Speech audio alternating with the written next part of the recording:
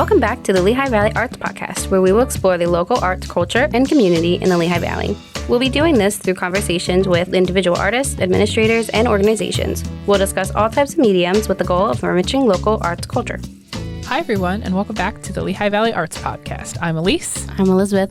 And I'm Ben. And this past week, we had an awesome opening reception for Nina Budhansing's show over at Steel Pixel Studios. Woo! Sorry, the gallery at Steel Pixel Studios. Oh, yeah. Thank you so much to everyone that came. And there was a lot of new faces in here, which was really exciting. Yeah. So Huge turnout. Good turnout. Yeah. Very good. We did something kind of new and kind of fun. So credit to the gang at Steel Pixel Studios for the projection installation of Nina's mural, which is on view at the Liberty Street Tavern in Allentown, Pennsylvania. So there was a cool projection of that here during the opening. Yeah, I got to sneak over there during a lunch hour, grab a bunch of pictures of her mural, stitch them together, and then get that ready for projection that night. Yeah. It was a lot of fun. It was really cool to see when you walk in for the first time. Good surprise. Totally. It was cool bringing more context to the beer cans that she had designed and had on display that night. That's so true. putting those in a similar setting to where you would be drinking them and what it would be like at the tavern with that there, I thought they paired together quite nicely. Yeah. Yeah. It was really cool. It was a fun ambiance for the night. That it was. Absolutely. Well, if you are just tuning in for the first time because you heard about us at Nina's opening reception, welcome to our show. And we hope that you'll stick around and listen to the awesome interview that Liz and Ben have with Marie Jeanne Haba. All right. Elise, would you mind reading her bio for us? Marie Jeanne is an independent artist working and living in Hellertown, Pennsylvania. Her interest in art and stained glass began in 2010 when she first arrived to the U.S. from Guinea Conakry in West Africa. While attending Germantown High School, she distinguished herself by crafting paper birds with intricate feathers and stained glass. One of her feather birds won first place in the Philadelphia School District Art Competition, kicking off her career as a visual artist.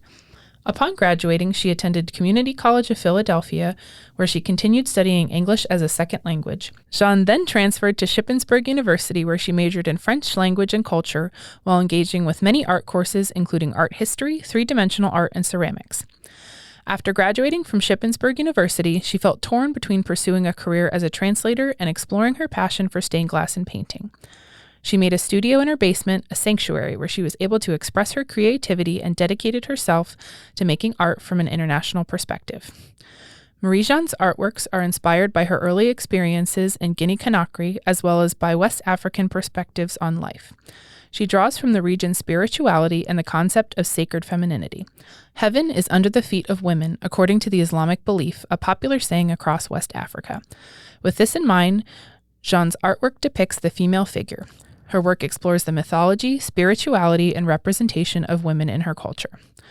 With her fine art, she manages to combine her experiences as a young adult in Pennsylvania with her early influences in West Africa. Although women are considered sacred in West Africa, there is still taboo around open conversation regarding women's bodies. Therefore, Jeanne's dream is to introduce a frank dialogue about all aspects of femininity, including the bodily form. Marie, welcome to the show. Thank you. Yeah. Thanks for having me. Of course. You've been someone that we've had on our list for a while now. I think the first time we met was at First Friday. Yes. We're sitting in Anthony Smith's studio, and he's like, there's somebody across the hall from me that you guys have to meet. And then he walked us over there, and we saw all the beautiful works that you had on your wall, a lot of which were Christmas ornaments. Yes. Yeah. So I'm curious, when it comes to how you identify as an artist, would you primarily identify as a glass artist? I believe now, yes. Yeah. Yeah. I do paintings, and I just started to think that I'm more drawn into glass. I can do so much of glass than I think of paint. Okay. So, yeah. Nice. I'm curious what specifically about the glass draws you to it the most. We've had a couple different glass artists on, and everyone has given such a unique and cool answer that they connect with very personally. Yeah. For me, I think it's not grinding. Perhaps just foiling and just sitting, relaxing, and foiling. That's my favorite part.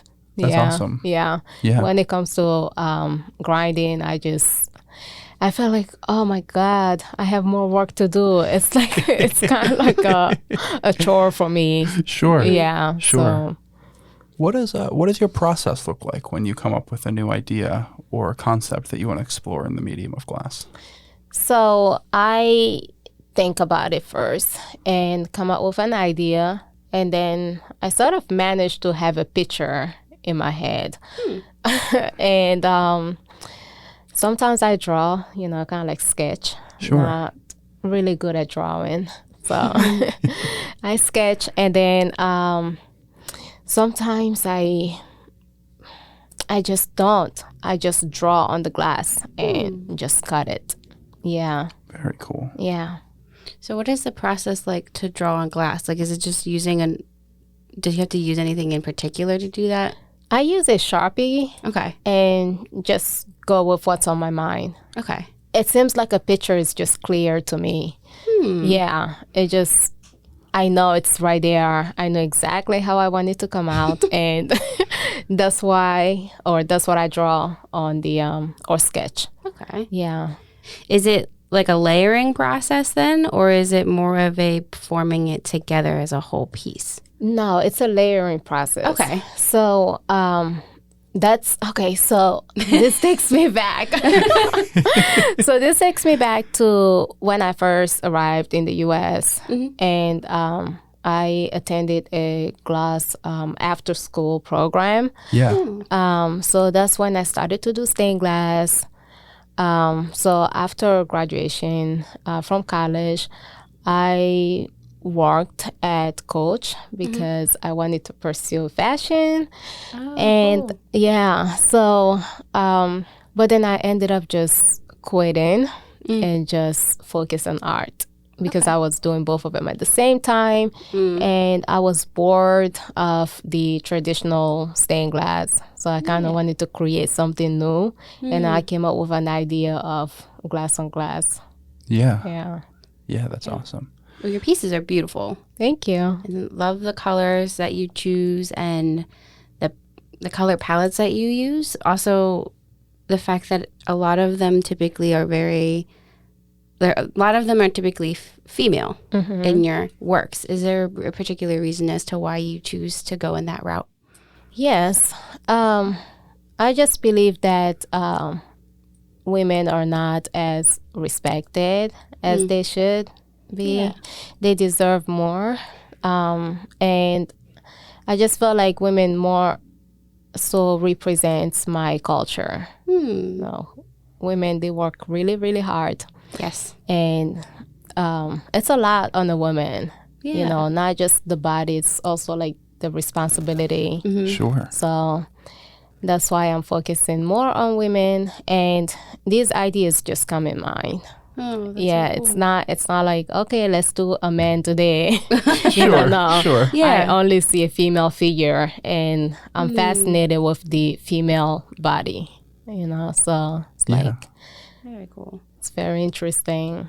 So when you're coming up with and seeing these visions in your head of the forms and the bodies, do you have the color palette in mind already, or are you using the glass that you have at your disposal already? Well, sometimes I have the colors in mind, and sort of like emerald was one of them. I had no idea it was going to be emerald, and I saw the glass when I went glass shopping, and I saw the back piece, and I was like, I know what's going to go in there.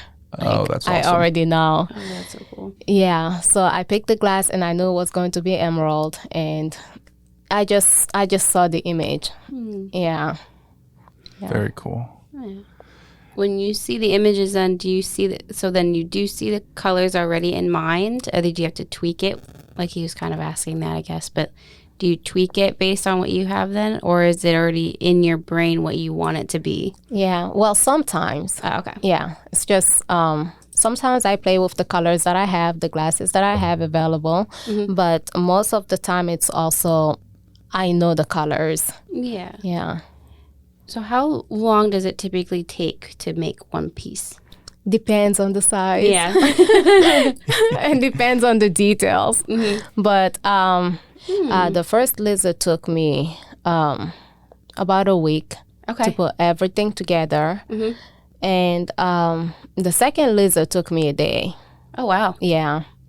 That's a real quick process for you then. Right. Totally. Yeah. Yeah. And depends on the details as well. Yeah. Yeah. Yeah. You've in the pieces of your work that I've seen, you've done quite a number of them that do include famous figures. What is your draw to the specific figures that you've chosen to create? The first one I started with sort of asking myself, can I make a person with glass? I mean, can I make an image or picture of somebody with glass? And I said to myself, no, well, come on, how are you going to do that? So I just happened to be listening to Ariana Grande at that time. Oh, yes. Yeah. And so I decided to, okay, let me try her. And, I searched some pictures and I saw, the one that I think will fit. And that's how I started to see patterns on the paper. Yeah. Yeah. And it just seems like when I look at pictures, I see patterns. It's how you cut the glasses. Sure. So I know it's so weird. But so I see a pattern and I said, okay, I can do this. Let me try it. Yeah. So I tried it and I came up with it. So I was like, okay, maybe I'll try 2-pack. So that's when I tried 2-pack. It came out good. Yeah. Yeah, I think. I think so as well. Yeah, definitely Okay. Yeah. Yeah, that's super cool. Yeah. It definitely takes an understanding of the medium that you're in to take such minimalistic shapes and create recognizable figures from them. Right. I'm always amazed because I can draw a line on a piece of paper and it may resemble a face, but it likely won't resemble anybody's specific's face. But someone like yourself could use the same exact lines and tools that I would have available and make something infinitely more recognizable. Very true. Very true. So you said before that you went to school originally for fashion, correct? Originally wanted to, do fashion, but did not go to school for it. Oh, okay. Yeah. I was confused, just, like many people. I didn't know what I wanted to major in. I worked at the school district of Philadelphia as a computer specialist and stuff. So, so I did not know if I wanted to go for, teaching or technology or whatever. I was so confused. So after Community College of Philadelphia, I went to Shippensburg, where I met my professor. She's no longer with us, but because of her, I fell in love with languages. Oh. Yeah, and I ended up studying languages and culture. Was there interest in being a translator at any point? Yes, yeah, and a French teacher. I don't have that patience, but that's fair. Yeah, and a translator or working for the embassy or something like that. Yeah, very cool. That would have been cool. Yeah, very cool. Yeah, very cool. Was there anything specifically that drew you to French over any other languages? Choosing French over any other languages? Huh. I don't know. No. Was French your third language? Something like that. Yeah. My second, third language. Because we have my mother tongue and the we have the Soso, which is another. I don't know. They're all in Guinea, so we have the Maningos, the Soso, and the Fulani and stuff. Different tribes.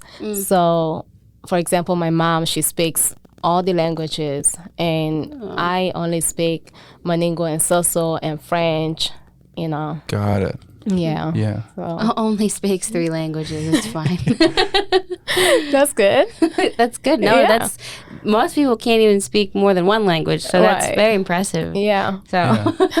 You were telling me about your experience when you lived in China with something very similar. yeah, it's based off of where you're from Okay. as well. So very Yeah. similarly, in China, there are specific areas in which, depending on where you live, it's slightly different. You can kind of get the gist of what someone's saying, but Yeah. it's not quite the same. So they're all very different depending on where they're Providence. They go by province, not by a specific people group. Yeah. And then it depends on where you're from, how you speak. Okay. Then there's like 60 something there Yeah. over there in China, so it's like really confusing. Oh my God. I think I know what you're talking about. yeah, it's the same kind of concept. Yeah, it's very interesting because you can learn the language, but then you have to learn all the variations of it as well to Right. go along with it. Yeah. Yeah. Yeah. In your artist bio, I was fascinated by the paper birds. Yes. I would love to hear more about that from you. Okay, so the paper bird started when I was in high school. I think it was my senior year, and I was taking art class. My art professor I'll say teacher, she would sit there and I don't know, paint on paper, and then she would throw the scratch away. So I would take those scrap papers and sort of like cut them like a feather. Yeah. And then, so somehow I just came up with gluing that paper onto my canvas or something Yeah. and make a bird. I don't know where the bird idea came from, but I thought a bird, it's a feather. Sure. So yeah, that's how it, and my art teacher said to me, she said, the student is getting better than the teacher. So I will never forget that. Yeah, that's a compliment right there. It is, yeah. So I was like, okay. And I think I made 3 big ones. And I took them at a competition at the school district of Philly. And I won first place, and I think it was 2010, 2011, something Nice. like that. No, actually, I think 2013. Depending on when we came in the U.S. A couple of years after that. Yeah. I love the texture in the bird pieces because I think we saw one. I don't know if I'm correct or not, but I think there was one when you're in your first Friday show, and the texture of it is beautiful because it's almost like it jumps out of the frame that you put it in, Yeah. and almost like it's moving. So it's a really cool way of getting something that's normally very 2-dimensional to be more 3-dimensional, and with the textures and the colors that you choose, it makes it look like it's kind of almost like sitting on a branch outside of it, which is a really cool aspect of it. Right. Yeah. Thank you. Yeah. Thanks. Did your work with paper predate your work with glass? Yes, Yeah. a little bit. Was your first use of patterns with the birds doing the paper? Yes. Yeah. Yeah. Did that make the transition over to glass eventually a little bit easier? No, they No. were separate. Very separate because I started designing the birds when I was in high school. I think it was still my senior year, but it came before or my junior year. I'm getting this time confused. No worries. I do the same thing. But yeah, so I think it was my junior year, and I started stained glass after I did made the bird. Yeah, so it was around the same time, Okay. and it was my first introduction to glass. Yeah, Really cool. So, yeah. Very cool. Is there a difference in the way that you handle the patterns and the layering between paper and glass? I think it's easier with glass than paper. Just because for the paper, you have to be there. You have to hold on to it once it's glued. Sure. Different type of glue. And for the glass, you don't have to be there. It's just simple. But make sure everything's in place.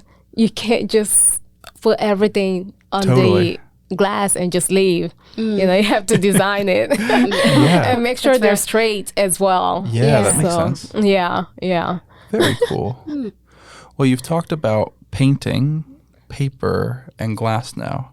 So I know in my experience as a photographer, I think about the different mediums that I have available before me in context of the subject material that I would like to portray. And I'd love to hear a little bit more about how you decide which medium you would like to work in for a given topic or piece. Let's say yesterday, I said to myself, I'm working with glass tomorrow, and then I always work with glass, though, all the time. So, but I do have my business, my candles, and I do choose to make candles as well, depending on my mood and how I feel, because candles do change that. So, Totally. Yeah. Cool.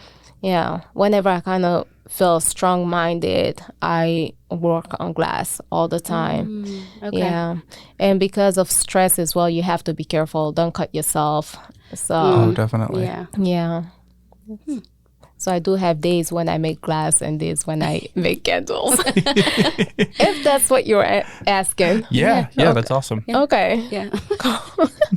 It's from glass to candles. It's really interesting. Yes. Yeah, definitely. Very, very different mediums. Yes. Yeah. Yes. Yeah. But your candles do smell lovely because I did smell a bunch of them. Weren't they? I should have brought one. Sorry. No, you're fine. It's an ambiance, put it here. Yeah. For the candles, it started as a hobby, and I will make soap, I'll make candles, and I will paint at the time. And I just love the fragrance of candles. So I don't know, just making them and then working with soy wax, I was like, why do I have sinkholes? Why this is happening?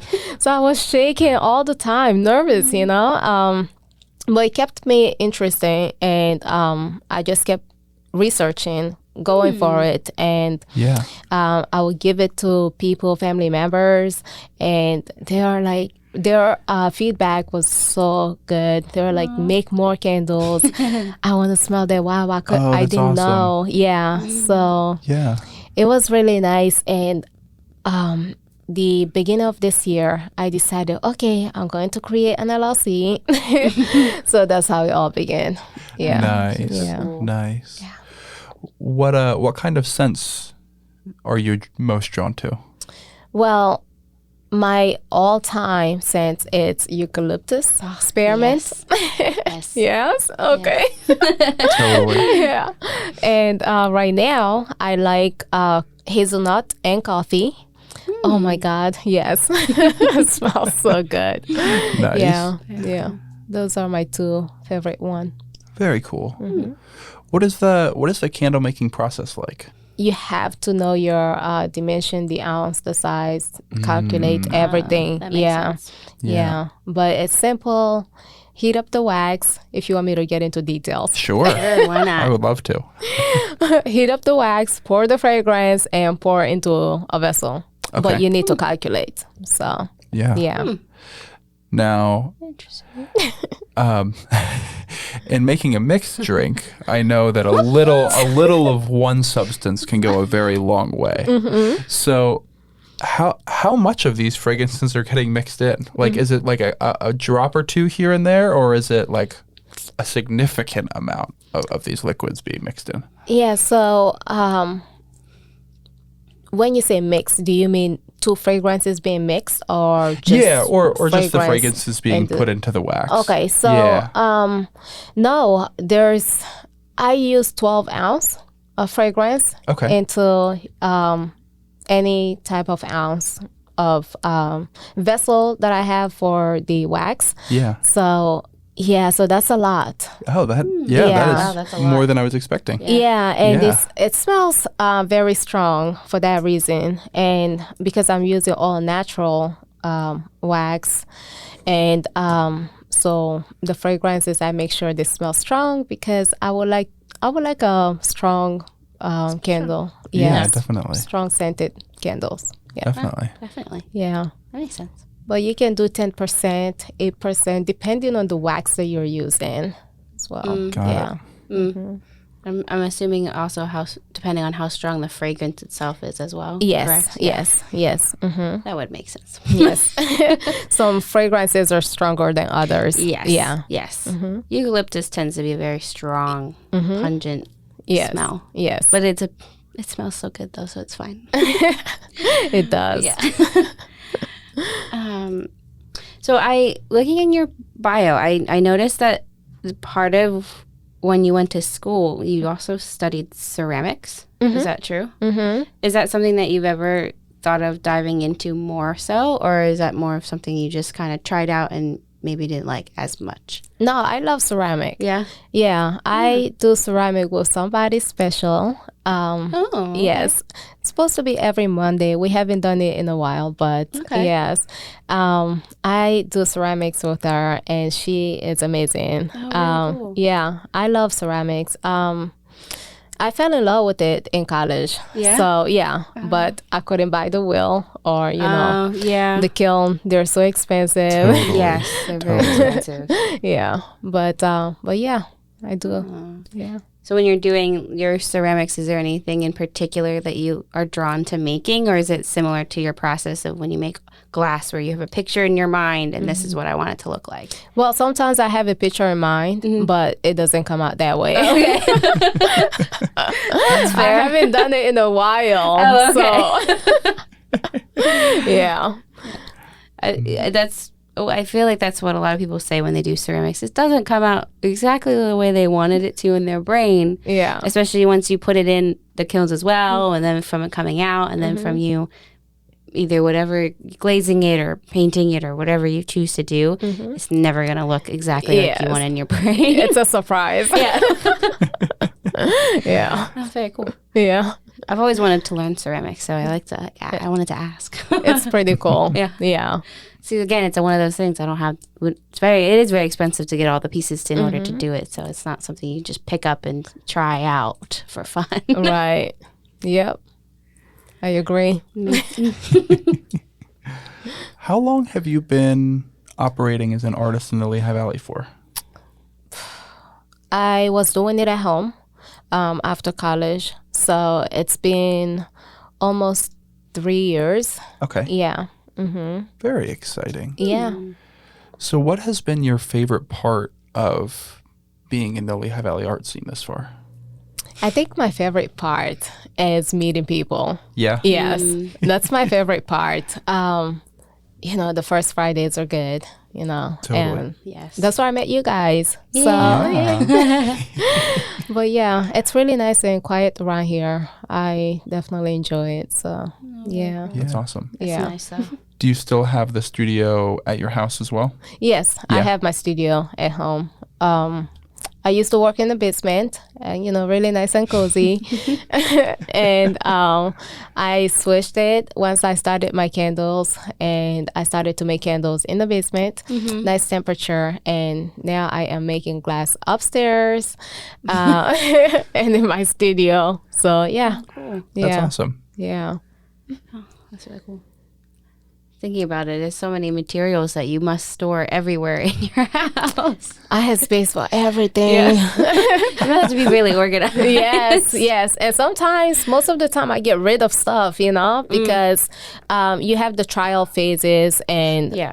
after that, you learn that there are new materials or better materials. So you have to get rid of things. Not hoarder. Not hoarder. Yeah. That's fair. Yeah. That's fair. Yeah. But I do have a lot of stuff, especially fragrances and especially glass as well. So yeah.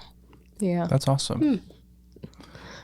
When thinking about glass, we've talked with a number of artists about the preferred size that they like to work at. Is there a specific size that you find yourself most drawn to? Yes, I think it's the 8x11 type. Yeah. Yes, and I started to make the bigger ones. They are really about 25 by something. Wow. Yeah. Oh, wow, that's a big piece. Yes, they Yeah. are.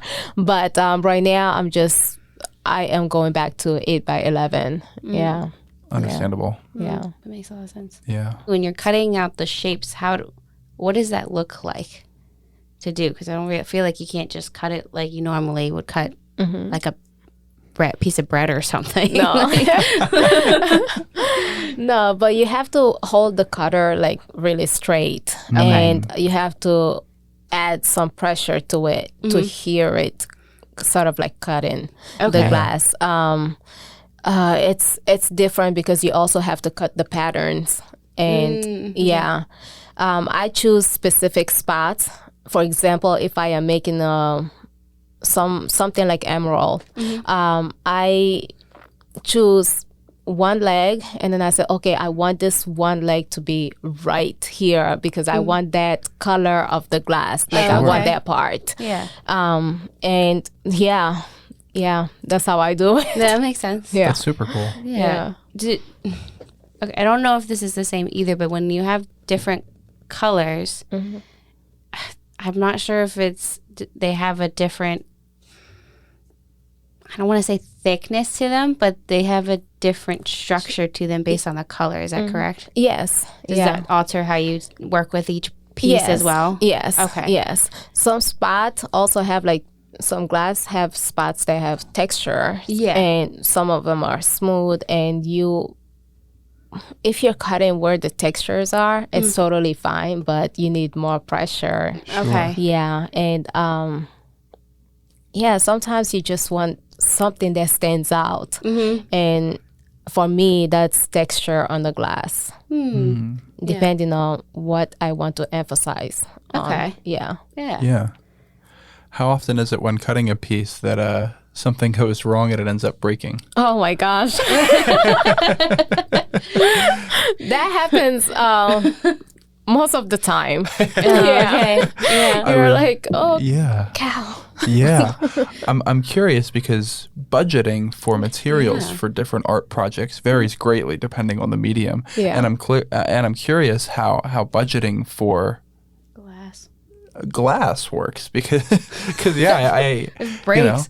very similar to working with ceramics. When you put it in the kiln, you got to have a margin of error available so that you can maybe do it again, but account for that. Yeah.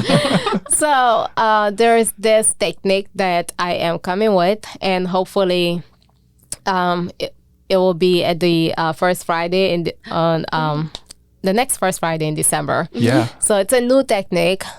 Never seen before, but I was inspired by somebody. It's special. You guys will see it there. I have the details, and I'll make sure to email him too.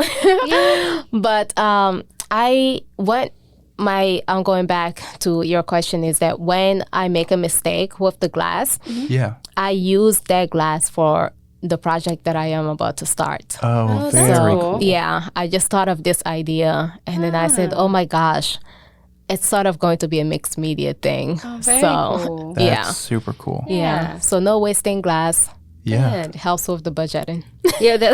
Totally. Yeah. That makes a lot of sense. That's a really neat way of still using all your materials and being able to use your creativity based on what pieces you have. I don't want to say leftover, but leftover, I guess, from what happened when you're trying to cut it into a certain way. Right. That's really cool. Yeah. Challenging yourself to be more creative in what you have. Yeah. We'll see. I hope it works. Yeah. Oh, that's cool. The one piece you sent over, I don't know what the name of it is. Emerald? Yes, That's I think emerald. so. Yes. In the top, like, right corner, I guess I want to say, is that the coloring of the glass? Yes. That's a stunning piece up in the right corner to go down into it because of the way that it's almost clear. It almost looks like water. How did you get it to look in that way? Because it looks like there's so many different layers of color in that. So that's how the glass was bought. Oh, wow. Yeah. So that's why when I saw the glass, I was searching for just a simple green glass. And when I saw this one, I said, oh my gosh, I saw it. I saw the water and I saw the trees. I don't know what you guys see, but that's what I see. Yeah. No, definitely. Yeah. I saw the water right away. I was like, wow, that looks like, it's beautiful because it looks like the reflection of water, almost like that. Yeah. When the sun's hitting in, reflecting off of it. It's really pretty. Yeah. Thanks. Yeah. Yeah. No, I love the colors in here. Yeah. It almost looks like you went and like painted them together because of the way that the colors of the glass fuse together really well. Yes. Yeah. Yeah. When I saw it, I just know it. I knew exactly that she was going to be on there. Yeah. No, I love it. Thank you. And the colors are so beautiful. Thanks. Yeah. How would you describe these greens and maroons? Oh, the greens are trees, sort of like forest. And the white part, I believe, is the water, just like the sun reflecting. Yeah, just like that. And that's emerald.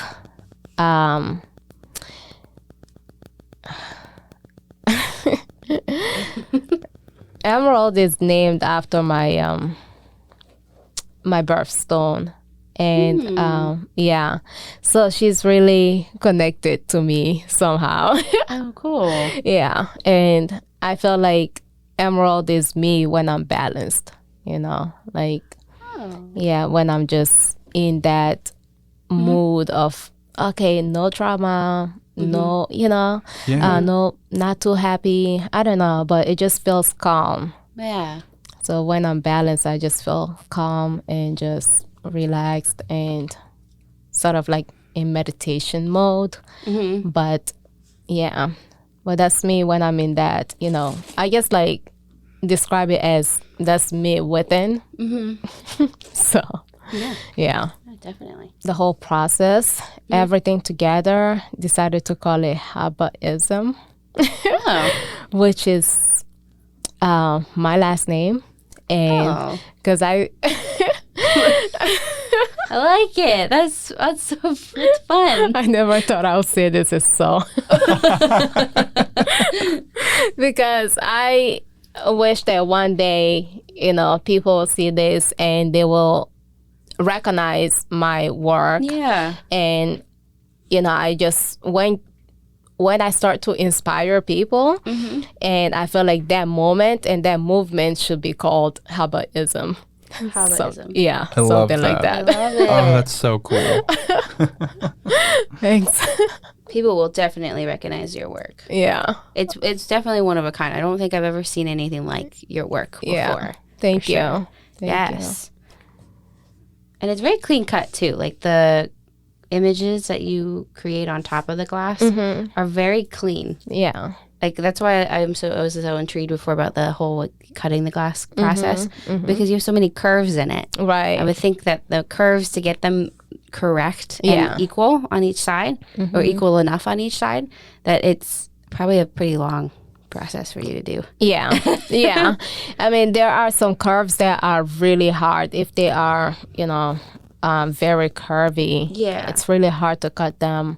But some soft curls are easy to cut. Yeah. Yeah. So it's cool. Yeah. I love it. Yeah.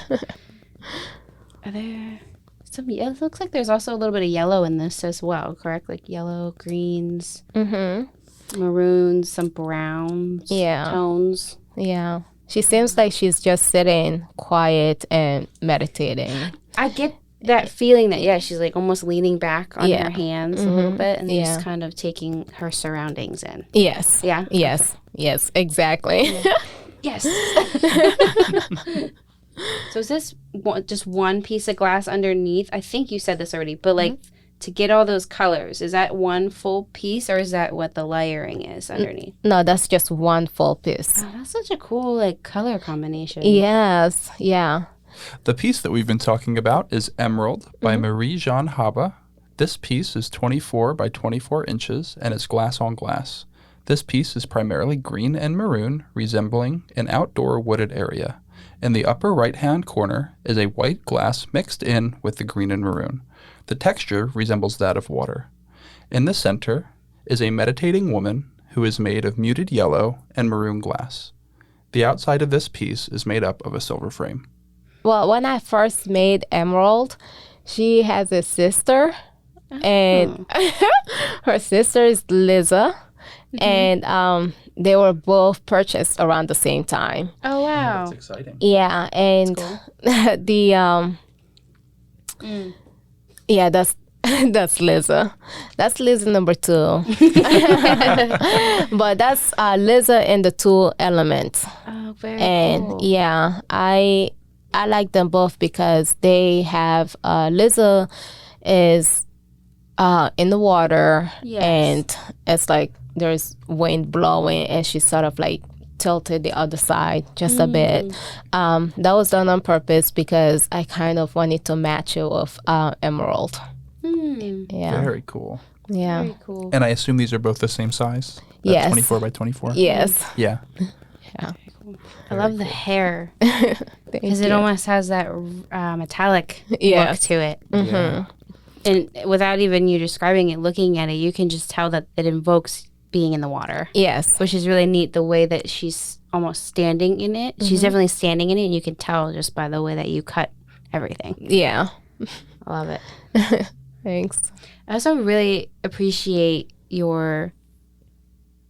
the background that you have for each of your pieces because it definitely invokes the whole point of what you talked about in your bio a little bit Yeah. about the culture behind everything that you do. And I really love that you have something for each piece Yeah. because it means that it has such a meaning to, that you want to represent. Yeah. I love that because that's definitely a really personal and a specific perspective that you have Yeah. that you can share with other people. Thank you. Yeah. Yeah, it's definitely inspired. I try to make a connection with what I know of my culture and other African gods and goddesses, and try to make a connection. But yeah, most of my work are inspired by my background, my culture. I'm just fascinated with, obviously study languages and culture. Yeah. So Sure. I'm just fascinated with different cultures, and I want to talk more about my culture because so many people don't even know Guinea Conakry. Yeah, no. Yeah, so most of them ask me like, New Guinea, Guinea this and that. And I said, no, it's just Guinea Conakry. Yeah. And I have to explain to them where it's located. Our neighborhood countries are like Nigeria, Yes. Sierra Leone, and Ivory Coast. So I just feel like so many people don't know about us and our culture. And I kind of want to sort of like teach people or let people know about my culture and where I'm from. So, yeah. Yeah. I love it.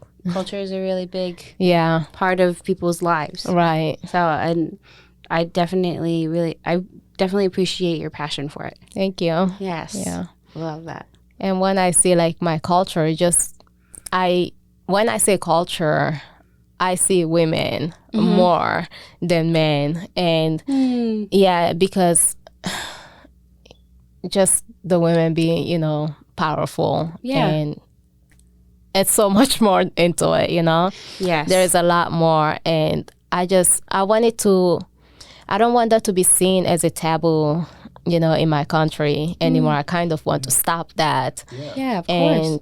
And, just introduce women in their natural form and not make people uncomfortable. Like, make it acceptable, basically. That's what I want to, that it's okay to talk about certain stuff, especially when it comes to women, Yes.